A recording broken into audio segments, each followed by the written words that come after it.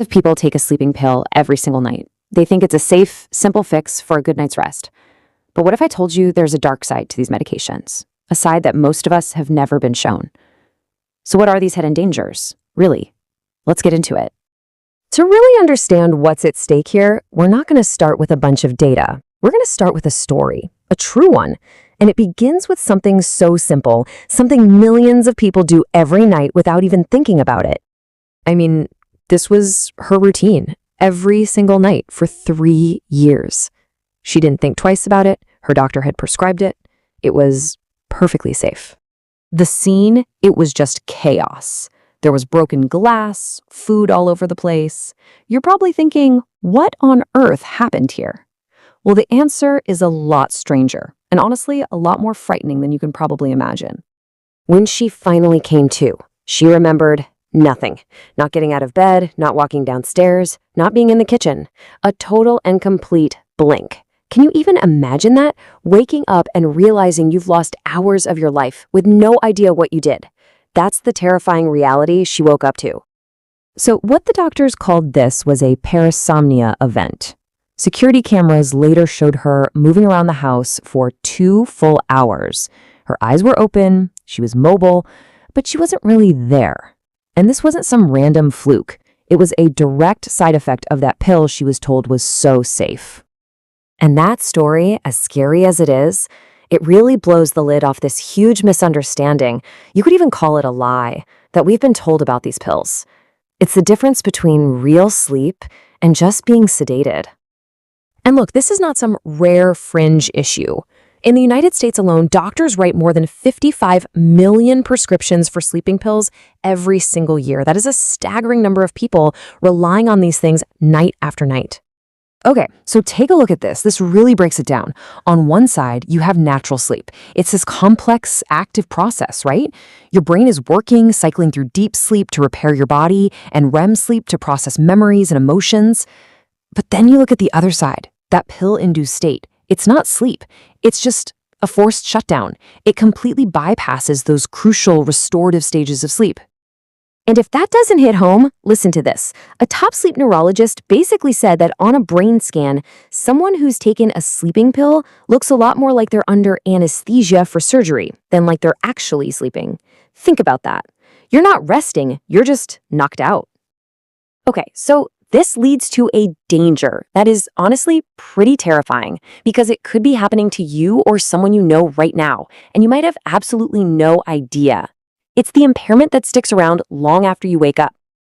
All right, just picture this. It's a totally normal morning. You took a pill to sleep, you wake up, maybe you're a little groggy, but you grab your coffee. You get in the car to go to work. You feel fine, right? You feel sharp enough to drive. Well, here's the kicker. The science shows that with some of these pills still in your system, you can be more impaired than someone who is legally drunk. I'm going to say that again. More impaired than someone who would get a DUI. You're driving, working, making important decisions, all while your judgment is as compromised as a drunk person's, but you feel totally sober. This is wild. They did this study where they gave experienced pilots a sleeping pill. The next day, they put them in a flight simulator. The result? Their performance was, and this is a direct quote, catastrophically impaired. They were making mistakes a pilot would just never make. But here's the craziest part. When they asked the pilots how they felt, every single one of them said, "I feel great, sharp, ready to go." They had zero clue how impaired they actually were because the part of their brain that assesses their own performance was still sedated. So, remember that woman from the beginning and that parasomnia event? You might think that's a 1 in a million thing. Nope. For some of the most popular pills, the data suggests it's about 1 in 20 people. That's 5%. That is not rare at all. And these aren't just simple sleepwalking episodes. The stories are bizarre. I mean, people sleep driving to a convenience store and shoplifting and having no memory of it, sending these crazy rambling emails to their boss and all their colleagues. People have been found eating frozen food right out of the freezer. It's the kind of stuff you'd see in a movie, but it's real. So you've got the immediate nightly risks, right? But there's another danger, a much longer term one. It's a trap, really. One that can keep people hooked for years. It all comes down to this thing called rebound insomnia. And let me tell you, it's a nightmare. It's basically your brain getting revenge on you. When you try to stop taking the pill, your original insomnia comes roaring back, and it's often way, way worse than it was before you ever touched a pill in the first place. And this is how it gets you. It's a perfect trap. Look at this cycle. Step 1. You start taking the pills for some temporary problem, like stress at work. Makes sense. Step 2. Your brain adapts really quickly and starts to expect that drug to fall asleep. Then comes step 3. You think, okay, I'm better now. I'll stop. But bam, the rebound insomnia hits so hard, you're so desperate for sleep that you go right back to the pill. And that's step 4. The cycle repeats, and just like that, you're stuck. I heard a sleep psychiatrist talk about this, and it was heartbreaking.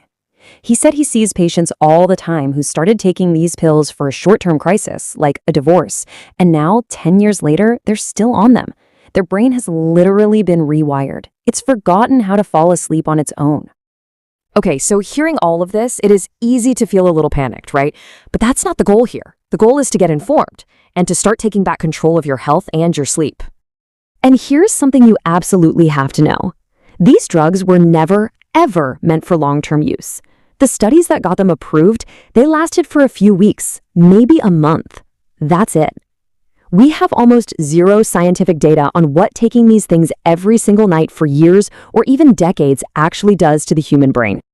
So here's the bottom line. This is the most important thing you can do. Now, this is not medical advice, and please, never just stop taking a medication suddenly.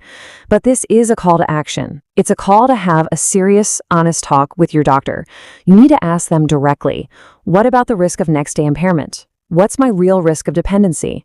Tell me about parasomnia events, and maybe the most important question, what are the non-medication alternatives? But wait, we're not quite done. As if all of that wasn't enough, there's one more thing, something that researchers are just now starting to understand. A potential link between long-term use of these pills and something much more permanent. Look, when you can't sleep, that's not a malfunction. It's a message. Your brain, your body, it's trying to tell you that something is out of balance. So the real question is, are these pills actually helping you solve the problem, or are they just silencing the alarm bell? Because the answer to that question could change everything.